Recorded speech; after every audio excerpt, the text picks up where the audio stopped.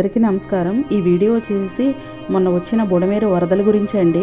నేను బుడమేరు వరద వచ్చినప్పటి నుంచి సెప్టెంబర్ 1వ తారీఖు ఉదయం నుంచి సాయంత్రం వరకు అక్కడే ఉన్నానండి। మొత్తం ఏం జరిగిందో పిన్ టు పిన్ మీకైతే చెప్తాను నేను వివరించి। నాకు మా అమ్మ నాన్నల దగ్గర నుంచి ఉదయం 9ంటికి ఇలా నీళ్ళు వస్తున్నాయని చెప్పారు। అయితే అది జస్ట్ ఒక పాదాలు తడిచే వరకైతే వచ్చింది। మా అమ్మగారు వాళ్ళ ఇల్లు వచ్చి రామకృష్ణపురం అండి। తర్వాత మేము 12ంటికి వచ్చేసరికి ఇలా ఉంది మొత్తం కూడా ఏరియా। అటు సింగినగర్, ఇటువైపు వచ్చి రామకృష్ణపురం, దేవీనగర్ మొత్తం ఎటు చూసినా కూడా నీళ్లమయమైపోయి ఉందండి। మీకు కనిపిస్తున్నాయి కదా కళ్ళ ముందు, కార్లు అయితే మునిగిపోయి ఉన్నాయి। అసలు ఏం చేయాలో తోచని పరిస్థితుల్లో అయితే ఉన్నాము మేము। చాలా భయానకమైన దృశ్యాలు అయితే చూసామండి। ఎటు చూసినా నీళ్ళే ఉన్నాయి। ఒక బ్రిడ్జ్ మీద మాత్రమే నుంచుని చూస్తుంటే విజయవాడ మొత్తం ఇలా మునిగిపోయింది ఏంటా అని భయం వేసింది। అసలు ఇల్లులు మొత్తం ఎటు చూసినా మునిగిపోయే ఉన్నాయి। ఎక్కడో కొండల్లో గుట్టల్లో మైలవరంలో పుట్టిన బుడమేరు విజయవాడని అతలాకుతలం చేసేసి ఇంత ముంచేసిందంటే ఎవరికి నమ్మశక్యం కాదు, కానీ జరిగింది అదే వాస్తవం।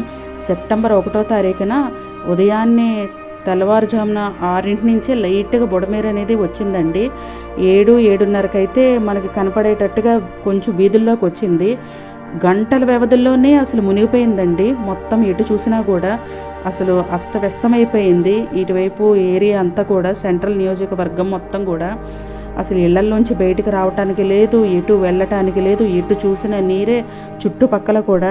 మా పేరెంట్స్ పడిన కష్టమైతే అంత ఇంత కాదు ఈ బుడమేరు వరదల్లో। ఎప్పుడు కూడా వరద అనేది వచ్చేది, బుడమేరు వరద ఇటువరకు 2005లో ఒకసారి వచ్చింది, 2009లో ఒకసారి వచ్చింది।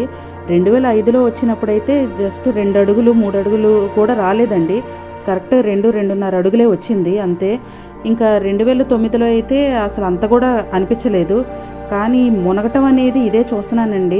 మా ఇల్లు అయితే 80% మునిగిపోయింది, ఒక 5 అడుగుల పైనే ఉంది మా ఇల్లు అయితే మునిగిపోయి।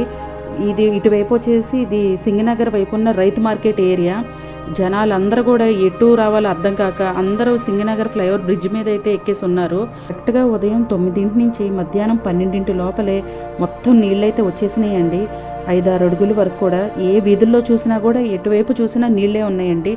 రామకృష్ణపురం వైపు అయితే గుట్టుముక్కల వారి వీధి, కళ్ళేపల్లి రాజుగారి వీధి అన్ని వీధులు కూడా నిండిపోయి అసలు చెప్పడానికి నాకు మాటలు రావట్లేదు।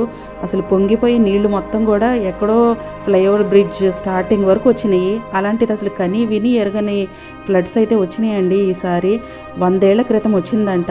ఇది మా ఇంటి సందులో మొదటి భాగం అండి। అసలు ఇక్కడ ఒక సబ్వే అనేది ఉంటుంది, ఆ సబ్వే ఎక్కడుందో కూడా అర్థం కాని పరిస్థితి, నీళ్ళు అంతలా నిలిచిపోయినాయి। ఇది ఒక సముద్రంలాగా అయిపోయింది, ఎటు చూసినా కూడా ఎటు గుంటలు ఉన్నాయో ఎటు ఏమున్నాయో కూడా ఏం అర్థం కావట్లేదు। బ్రిడ్జ్ మీద నుండి మా ఇల్లును చూసుకుంటానే ఉన్నాం మేము। ఇప్పుడు ఈ వీడియో తీసే టైం వచ్చి సాయంత్రం 4 ఆ టైం అయిందండి, 3:30-4 ఆ టైము। ఎటు చూసినా నీళ్ళే తగ్గుతాయేమో వెంటనే అనుకున్నాము, అస్సలు తగ్గట్లేదు, ఇంకా పెరుగుతూనే ఉందండి। ఆ వీధిని చూసుకుంటానే ఉన్నాం। మా ఇల్లు అయితే ఇంకా వదిలేసి వచ్చేసేసాము, ఏం జరుగుతుందో కూడా తెలియని పరిస్థితి। అసలు చెస్ట్ లెవెల్లో వచ్చేసినాయి, నడవటానికి కూడా చాలా ఇబ్బంది అనిపించేసింది కూడా అక్కడి నుంచి బయటికి రావడానికి ఇంట్లో నుంచి। ఇక్కడ ఒక సబ్వే అనేది ఉండేది కనిపిస్తుంది, ఆ సబ్వే కూడా నిండిపోయి ఒక చెరువులాగా తలపించింది। అసలు తీవ్ర విషాదాన్ని అయితే మిగిల్చింది ఈసారి బుడమేరు అనే వరద వచ్చి। అసలు చాలా భయానకమైన సంఘటన ఇది మాత్రం। అసలు ప్రజలందరూ కూడా దిక్కుతోచని పరిస్థితుల్లో ఎటు వెళ్ళాలో అర్థం కాక వాహనాలన్నీ వదిలేసి ఇల్లుల్ని ఎట్లా ఉన్నాయి అట్లా వదిలేసేసి వచ్చేసారు। మేము కూడా మా ఇల్లుని మొత్తం అలా వదిలేసేసి వచ్చేసామండి, తలుపులు దగ్గరికి వేసేసేసి। అసలు వెళ్ళిన తర్వాత ఎలా ఉంటాయో అసలు నాకు తెలిసైతే మొత్తం ఆస్తి నష్టం చాలానే జరుగుతుంది, పూర్తిగా ధ్వంసమైపోయి ఉంటుంది, కానీ ప్రాణ నష్టం మాత్రం జరగకుండా ఉండాలి అని అందరూ పూర్తి బాధ్యతతో చాలామంది బయటకైతే వచ్చేసేసారు। అయితే ప్రభుత్వం కూడా చాలా ముందస్తుగానే మేము చూసాం కదండి, కరెక్ట్గా మేము 12ంటికి బయటికి వచ్చేసే టైంకి అప్పటికే చాలా వరకు కూడా పోలీసులు చాలామంది సహాయక బృందాలు వచ్చినాయి। ఇంకా 1 గంట నుంచి NDRF వాళ్ళు, 2 నుంచి అయితే అందరూ కలెక్టర్లే కానీ ఎమ్మెల్యే గారు అందరూ వచ్చారు చాలామంది కూడా। ఇంకా సహాయక చర్యలు అయితే లేట్ అయినాయి అని నేనైతే చూశాను, కానీ నేను చూస్తున్నంత వరకు మేము ఆ సింగనగర్ ఫ్లైఓవర్ బ్రిడ్జ్ దగ్గర తెలిసిన వాళ్ళ ఆఫీస్ ఉంటే పైన కూర్చొని చూస్తూనే ఉన్నాము. ఎప్పటికప్పుడు అందరూ సహాయక చర్యలు అయితే వెంటనే స్టార్ట్ అయినాయండి. ఎక్కడ జాప్యం అయితే జరగలేదు. ముందు బోట్స్ వచ్చేసేసినాయి ట్రాక్టర్స్ మీద, తర్వాత ఎన్డీఆర్ఎఫ్ బృందాలు వచ్చినాయి. అందరూ వచ్చేసేసారు వెంటనే, ఎక్కడ జాప్యం జరగలేదు. మీకు కనిపిస్తున్నాయి కదండి రోడ్ల మీద నీళ్లు, చూసారు ఎంత నిండిపోయి ఉన్నాయో. ఇది Singh Nagar flyover bridge starting point అండి. ఎక్కుతాం కదా అక్కడ ఇది మీకు కనిపిస్తున్నాయి. అసలు నీళ్లు అంతలా ఎక్కడైతే లేవు. 3:30-4 ప్రాంతానికి మనకి సింగనగర్ ఈ వరద ముంపు గ్రామాల ఏరియాస్ని చూడటానికి చంద్రబాబు నాయుడు గారు, మనం గౌరవనీయులైన ముఖ్యమంత్రి గారు అయితే వచ్చారండి. అసలు వెంటనే సీఎం గారు రావటం అనేది చాలా మెచ్చుకోతగ్గ విషయమే. ఆయన చాలా అటెంటివ్గా ఉండి రెస్పాన్సిబుల్గా వచ్చి మొత్తం చెక్ చేసి చూసెళ్ళారు. అసలు ఆ ఏరియా అంతా ఎలా ఉందంటే అండి, మధ్యాహ్నం 12 నుంచి నేను సాయంత్రం 6:30 వరకు అక్కడే ఉన్నాను. ఒక జాతర లేదా ఏదో ఉత్సవం జరుగుతున్నట్టయితే అనిపించింది. ఎప్పుడు కూడా ఈ బుడమేర అనేది దుఃఖదాయిని అంటారు. ఈసారి ఆ మాటని సార్థకం చేసుకుంది బుడమేర అయితే. అసలు ఇల్లులైతే మొత్తం పూర్తిగా నిండిపోయినాయి, దానికి ఆనుకున్న ఇల్లులు. కానీ ఎప్పుడు మరి మేమైతే 25 ఇయర్స్ నుంచి ఇక్కడే ఉంటున్నాము, ఎప్పుడు ఇంత వాటర్ అయితే రాలేదండి. గౌరవనీయ సీఎం గారు అయితే బయటకు వచ్చి అందరికీ అభివందనం చేసుకుంటూ వెళ్తున్నారు. ప్రజలందరిలో కూడా కొంచెం ఆనందం కలిగింది. ఈ ప్రజలందరూ ఇల్లులు కూడా నిండిపోయి రోడ్ల మీదకి వచ్చేసేసి అలా నిలబడ్డారండి. కొంతమంది అయితే డ్యూటీలు అయిపోయి ఇళ్ళకి వెళ్తా ఆ ఇంట్లో మనుషులు ఎలా ఉన్నారని చూసుకుంటాక పరుగులెడుతున్నారు. కొంతమంది ఏమన్నా నీళ్లు తగ్గినాయి ఇంటికి వెళ్దామా అని చెప్పి. ఇదైతే సాయంత్రం 5కి 5:30కి మా ఇంటి దగ్గర పరిస్థితి అండి. నీళ్ళు ఇంకా పెరిగినాయి కానీ తరగటం అయితే లేదు. అసలు చూడటానికి చాలా భయానకంగానే ఉంది అనిపించింది. ఇలా నీళ్ళు అనేవి మొత్తం 5 రోజులు ఉన్నాయండి. ఆదివారం ఉదయం నుంచి శుక్రవారం సాయంత్రం వరకు ఇలాగే ఉన్నాయి. మొత్తం 5 రోజులు ఇలాగే ఉన్నాయండి నీళ్లు ఇంట్లో. ఇంకా మీరే ఆలోచించవచ్చు, నీళ్లు 5 రోజులు ఇంట్లోనే ఉంటే ఏ వస్తువన్నా మిగిలిద్దా అనేది. మా ఇంట్లో అయితే ఏ వస్తువు మిగలేదు, మొత్తం ఎలక్ట్రానిక్ వస్తువులన్నీ పాడైపోయాయి. అసలు ఫ్రిడ్జ్ అయితే ఎటో కొట్టుకెళ్ళిపోయి బెడ్రూమ్లో చేరిందండి. అవన్నీ మీకు తర్వాత వీడియోలో పెడతాను. అసలు బుడమేరు ఇంత పొంగటానికి గల కారణాలు చాలా చాలా రకాలుగానే చెప్తున్నారు. ఏది ఏమైనా కానీ నష్టపోయిందైతే మాత్రం ప్రజలే. ఆస్తి నష్టం, కొన్ని చోట్లయితే ప్రాణ నష్టం కూడా కలిగింది. కొన్ని ఇల్లులు చూసారో మీరు, అసలు ఎంత నిండిపోయి ఉన్నాయో, ఎంత బాధపడి ఉంటారో. అందరూ రూపాయి కూడగట్టుకుని కష్టపడి ఎన్నో వస్తువులు కొనుక్కొని ఉంటారు, కష్టపడి ఇల్లును కూడా కట్టుకుని ఉంటారు. కానీ ఆఖరికి ఈ బుడమేరు అనేది దుఃఖదాయిని పేరుని సార్థకం చేసుకుంటూ మా కన్నీళ్ళన్నిటిని కూడా నింపుకుంటూ తీసుకెళ్ళిందండి బుడమేరు కాస్త.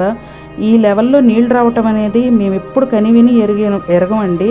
అసలు మా నాన్నగారు వాళ్ళు 40 ఏళ్ళు అయింది విజయవాడ వచ్చి. మా అమ్మగారు అయితే పుట్టి పెరిగింది విజయవాడే. ఇట్లా బుడమేరు రావటం అనేది ఎప్పుడు చూడలేదు. చూసారు ఎంత స్పీడ్గా ప్రవాహంగా వెళ్తుందండి బుడమేరు అయితే మాత్రం. అసలు మనిషి అందులో వెళ్తే కొట్టుకుని వెళ్ళిపోవటమే, బతుకుతాడనేది మాత్రం ఉండదు. ఈ ప్రజలందరూ కూడా ఇల్లులు విడిచేసేసి ఇట్లా రోడ్ల మీదకైతే వచ్చారు. వాళ్ళ కాళ్ళు అయితే చూడొచ్చు, చెప్పులు కూడా లేదు కొంతమంది కాళ్ళకైతే. ఉన్న పడలాన వచ్చేసేసారు చాలామంది.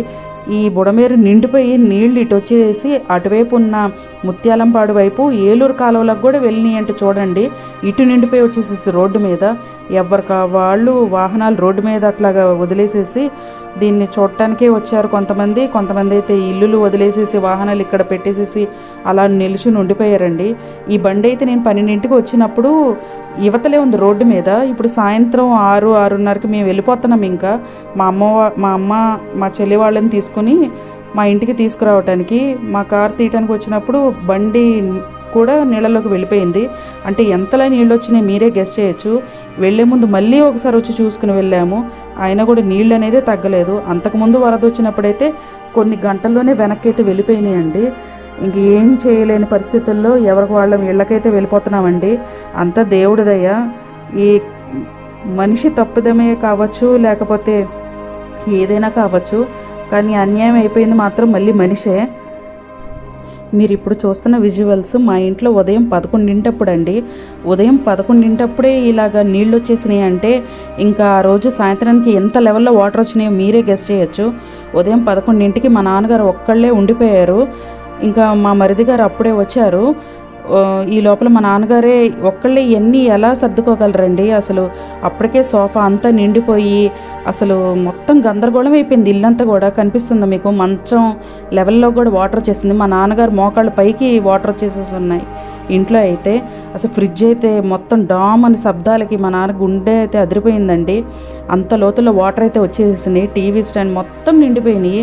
ఇంకా అసలు మా నాన్నగారు అయితే బీరువాలో కింద ఏమన్నా ఉంటే పైన సర్దుతున్నారు. ఇంక మా మరిది గారు అయితే ఇంక ఇవన్నీ అక్కడ వదిలేసేసి వచ్చేయమని అడిగారు. మా నాన్నగారికి అయితే అసలు వదిలి రాబుద్ది కాలేదు. ఎందుకంటే ఇల్లుని అలా ఎవరికైనా, మా నాన్నగారికని కాదు ఎవరికైనా కూడా అలా వదిలి రాబుద్ది అవ్వదండి. ఎందుకంటే కష్టపడి సంపాదించినాయి కదండి. చూస్తూ చూస్తూ వాటిని నీళ్లపాలు చేయలేక, ఇల్లు వదిలి రాలేక ఎంత క్షోభ అనుభవించుంటారో నేను అసలు చెప్తుంటేనే నాకు కళ్ళంటే నీళ్ళు వచ్చేస్తున్నాయి. ఇంకా వాళ్ళు ఇంట్లో ఉండి ఇవన్నీ చూస్తా ఎంత క్షోభ అనుభవించారో నాకు అసలు తలుచుకుంటేనే గుండె తరుక్కుపోతుంది. మా అమ్మ నాన్న గురించి ఇలా ఆలోచిస్తుంటే ఇంకా ప్రజలందరూ ఎంత ఇబ్బంది పడి ఉంటారో అసలు. ఇకనైనా ఇలాంటివి విపత్తులు రాకుండా ఉండాలని ఆ భగవంతుడిని అయితే ప్రార్థిస్తున్నానండి. ఎవ్వరికి ఎటువంటి ఆపదలు రాకుండా. కానీ ఇలా జరిగినప్పుడు మాత్రం మనుషులు ఒకరికొకళ్ళు సహాయం చేసుకుంటా హ్యుమానిటీ అనేది ప్రదర్శించడం చాలా ఆనందకరం అని అయితే అనిపించిందండి. ఎవరికా వాళ్ళు స్వార్థంగా కాకుండా కొంచెం హెల్ప్ చేసుకుంటే ఒకరి కోసం ఒకళ్ళు అయితే నిలబడ్డారండి. అది చాలా సంతోషించదగిన విషయం ప్రస్తుత పరిస్థితుల్లో. దేవుణ్ణి నేను ఒక్కటే కోరుకుంటున్నాను, ఆస్తి నష్టం అయితే చాలానే జరిగింది ప్రజలకు. ఇక ప్రాణ నష్టం అయితే ఎక్కడో కొంచెం జరిగిందని విన్నాను నేను. వాళ్ళందరూ ఆత్మలకు శాంతి చేకూరాలి.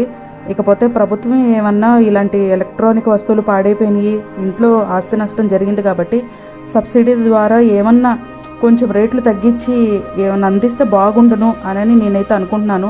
ఎలక్ట్రానిక్ గూడ్స్ కానీ, ఇంట్లో పరికరాలు కానీ ఏమైనా కూడా అలాంటివి ఉంటే బాగుండునని నా అభిప్రాయం అండి. మీరేమనుకుంటున్నారో కామెంట్స్లో అయితే తెలియజేయండి. మీరు కూడా సింగనగర్, అలాగే కండ్రిక, నున్న, పాయకాపురం, రామకృష్ణపురం, దేవీనగర్, సుందరయ్య నగర్, తోటవారి స్ట్రీట్ ఇట్లాగా ముంపు ప్రాంతాలకు ఏమన్నా గురి అయ్యి ఉంటే కనుక వరదల్లో కామెంట్లో తెలియచేయపరచండి. ఇంక నేను అంతకంటే ఈ వీడియోని మీకు చూపించి చెప్పలేకపోతున్నానండి. ఎందుకంటే చాలా బాధ కలుగుతుంది ఈ వీడియో చేయాలంటే కూడా. ఎవరైనా వీడియో కొత్తగా చూసిన వాళ్ళైతే కనుక please subscribe to my channel. అంతకంటే నేనేం చెప్పలేకపోతున్నాను. Thank you.